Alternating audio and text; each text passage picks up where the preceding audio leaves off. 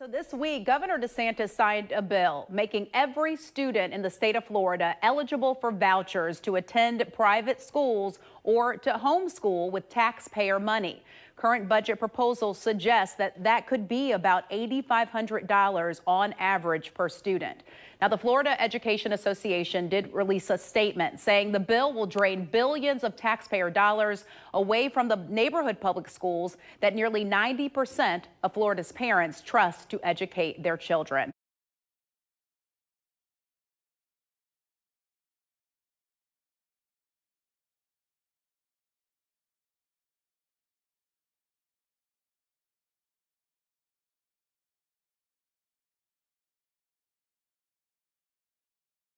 With House Bill 1 having passed, it's now what if I work in a district with Title I schools who don't get a lot of money in the first place? They're going to have less kids now, less teachers, less resources available, and there will be no way to get more. And there's no way I can build a successful band program if I can't even get that funding in the first place. And when you look at this legislation, this is not about helping students who are come from poor families get to alternative schools. This is about giving wealthy Floridians, millionaires and billionaires, taxpayer money without any accountability, who already send their kids to elite private schools that many of our children would not be allowed to attend.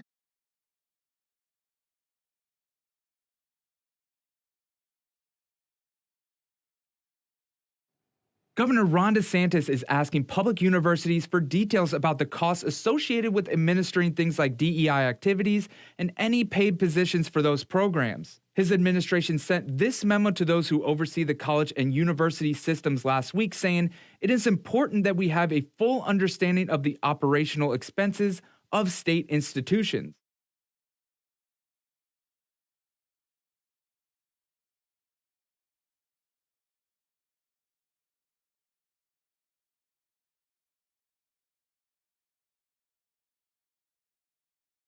And we must ensure that our institutions of higher learning are focused on academic excellence and the pursuit of truth, not the imposition of trendy ideologies.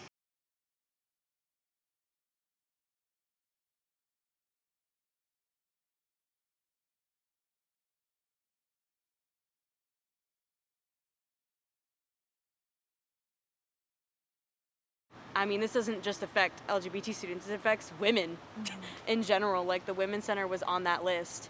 It affects people of color because a bunch of the programs for people of color were on that list.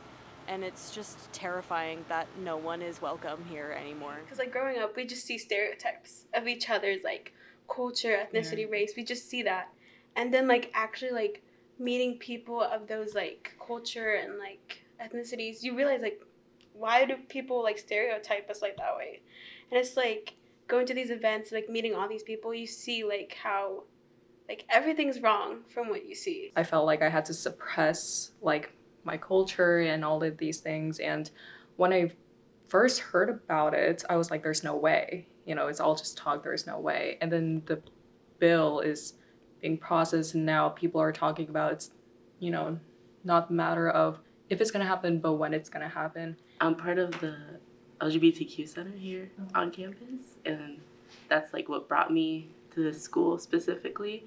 And I feel like shutting down programs like that is gonna take away the life from college. Also like worries me about like future students and who come to UNF and just like trying to find that sense of community.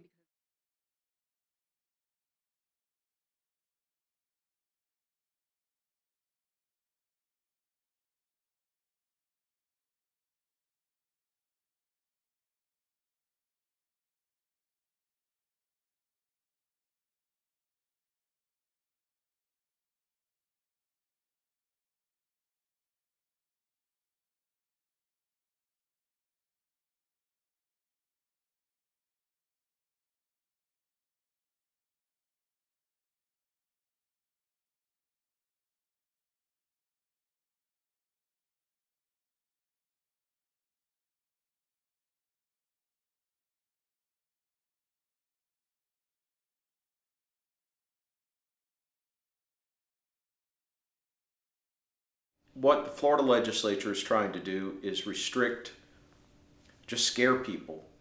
And it will take action against, I'm sure, teachers and professors who try to teach about racial inclusiveness, racial diversity, how to address society. Public schools could soon be sued if they attempt to teach critical race theory, which so far none of them has.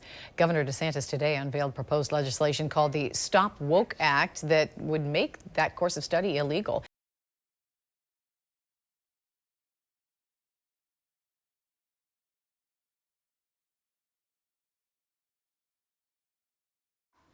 I think some of this legislation seeks to permit termination of teachers for discussing race-related or gender-related issues. A lot of times these people will fear lawsuits more than a fine from the State Department of Education, because when School librarians in Florida are now required to undergo specialized state training on the new rules for what can and cannot go into school media centers.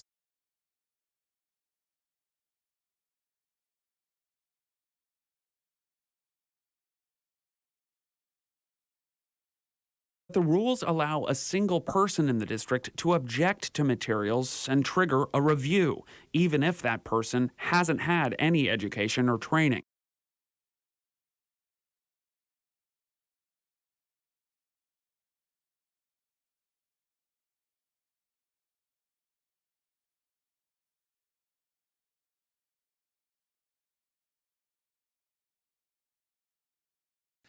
We have seen curriculum embedded for very, very young children, classroom materials about sexuality and woke gender ideology. We've seen libraries that have clearly inappropriate pornographic materials for very young kids. That is pornographic. Why would we have that in a media center with 10-year-old students? It's just wrong. And a lot of parents now have been empowered to make sure that these are appropriate environments. I mean, we have 6, 4, and 2-year-old at home. I just think parents, when they're sending their kids to school, they should not have to worry about this garbage being in the schools. They should just know that you're going to get a good education. We're going to do well to really do the basics and have our kids succeed. That's what they want. They don't want the garbage. And the idea that that's even in there is inappropriate for these young kids.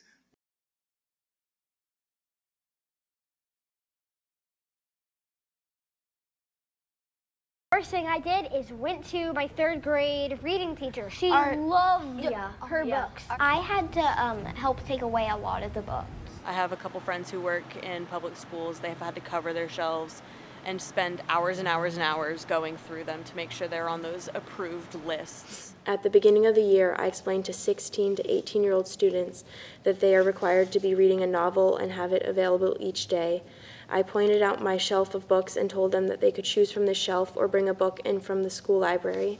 The students looked puzzled as they appeared on my small selection, and I immediately heard complaints about what if I don't like those books. Several students asked if they could go get a book from their teacher last year down the hall that had a great library. I tried to explain that this year she does not have as many books out without getting into the political aspects of the reason. They were persistent that their old teacher would have a lot of great books. Since I could not convince them, I wrote a hall pass and let them go ask that teacher for a book. They quickly came back, and one student said, "This is crazy." Mrs. B told me that she had to box up all of her books.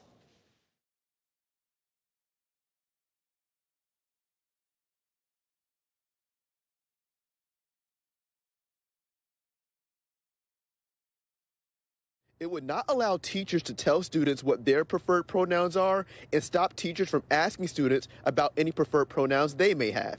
Florida's so-called Don't Say Gay bill requires educators to out LGBTQ students. Critics say it could lead to abuse. But there are a lot of kids in public schools right now who don't have that access to those resources.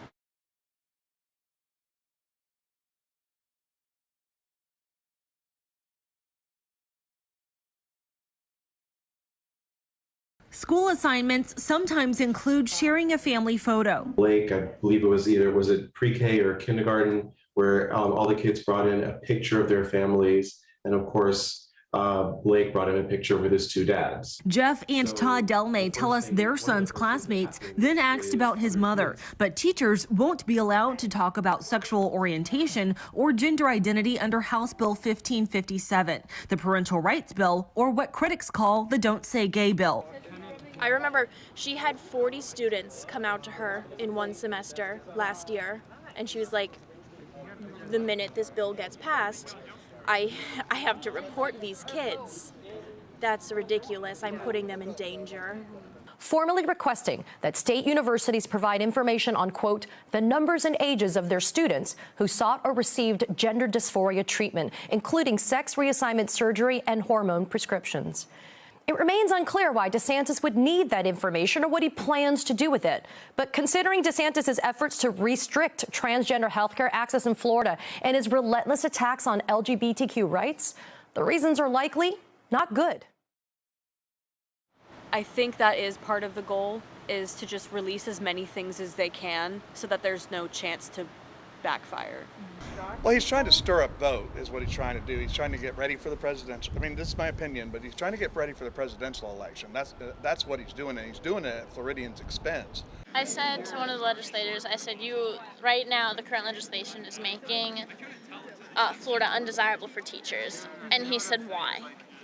And I was like, oh boy, we have a long way to go. We're looking at moving out of the country because if DeSantis gets elected president, we're fucked. So I'm very concerned about it. I'm concerned about the direction of the state of Florida. I think we're going very much into a restriction of civil liberties, and it's sort of no one wants to use the term fascist, but I think it is a fascist direction.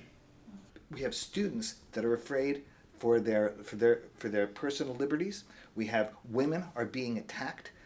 Women are losing rights for the first time in my lifetime. Women are losing rights rather than making the horribly slow progress that they've made. Right now I have the mentality, because a lot of people I know are like, I want to leave Florida.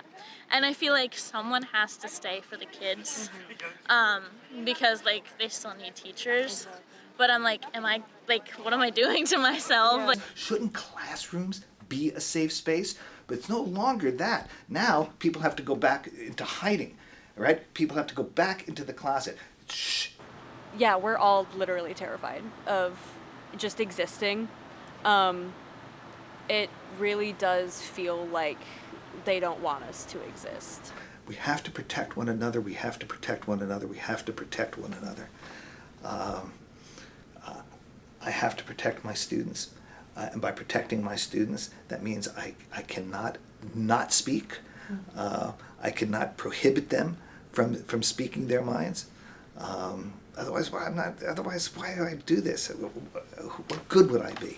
Gender ideology has no place in our K through 12 school system, and we've made that very, very clear. It is wrong for a teacher to tell a student that they may have been born in the wrong body or that their gender is a choice. This man wants to take away the only fucking safe space I have.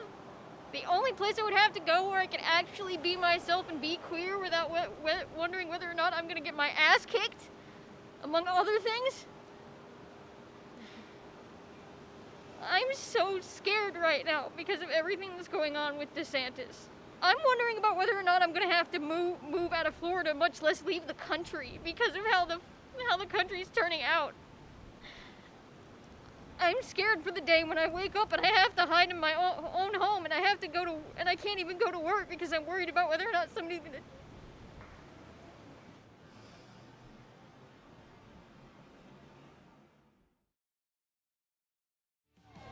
Aren't you glad to be in a free state of Florida?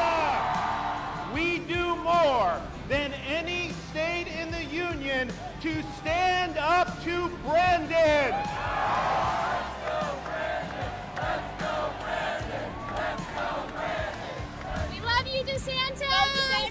He's done, as far as I'm concerned, everything right. No nonsense. He just does what he says. He was a big part of keeping the jam open. Music, our governor, and the United States of America. When we were here last year, Dr. Fauci was not happy with us. So it's an honor to be here 2 years in a row. God bless each and every one of you, and God bless the great state of Florida.